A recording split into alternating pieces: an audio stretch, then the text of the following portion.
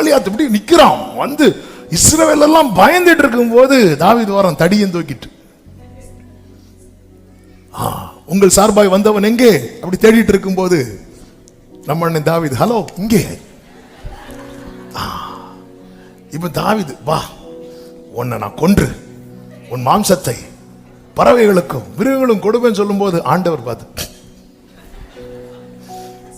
ஆமென் அப்படி சொல்லும் போது என்னதான் தாவீதுக்கு நெஞ்சு பக்கு பக்குன்னு தான் இருந்திருக்கும். இஸ்ரவேலர்களுக்கும் தெரியாம இவன் அனுப்பிட்டோமோ. ஆமென். ஆண்டவர் அப்படி இகழ்வார், ஆண்டவர் வந்து நகைப்பார். அதே நேரத்தில் அவர் நகைக்கிறவர் மாத்திரமல்ல, இகழுகிறவர் மாத்திரமல்ல. அடுத்த வசனத்தில் சொல்லப்பட்டிருக்கிறது, அப்பொழுது அவர் தமது கோபத்தில்.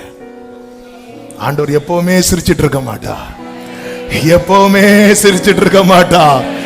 அவர் கோபத்தில் எழுந்தருளி, ஹல்லேலூயா.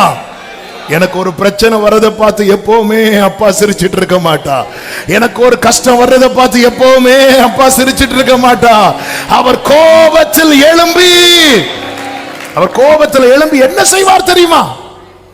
அவர்களை கலங்க பண்ணுவார். எப்படி கலங்க பண்ணுவார்? 6வது வசனம், நான் என்னுடைய பரிசுத்த பர்வதமாகிய சீயோனில் என்னுடைய ராஜாவை அபிஷேகம் பண்ணி வைத்தேன் என்றார். அவர் கோபத்தில் எழும்பி என்ன பண்றார்? ப்ரமோஷன் கொடுக்கிறார்,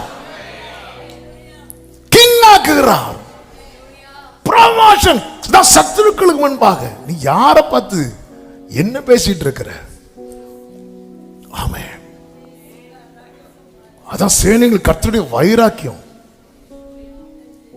சத்துருக்கள் பெருகும் போது, சத்துருக்கள் திட்டம் போடும் போது உனக்கு ப்ரமோஷன் ரெடியா இருக்குன்னு அர்த்தம். தூக்கு மரம் ரெடி ஆனதும் ப்ரமோஷன் ரெடி ஆச்சு.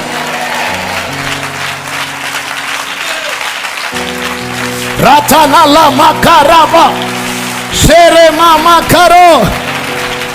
ஆமென், ஆமென். எப்பவுமே அவர் சிரிச்சிட்டு இருக்க மாட்டார், எப்பவுமே சிரிச்சிட்டு இருக்க மாட்டார். என் தேவன் எழுந்தருளுவார். சேனைகளின் கர்த்தருடைய வைராக்கியம்.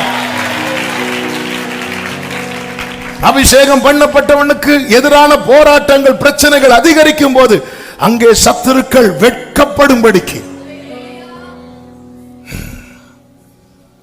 ஆமென். போராட்டம் அதிகரிக்குதா? ப்ரமோஷன் ரெடியா இருக்கு.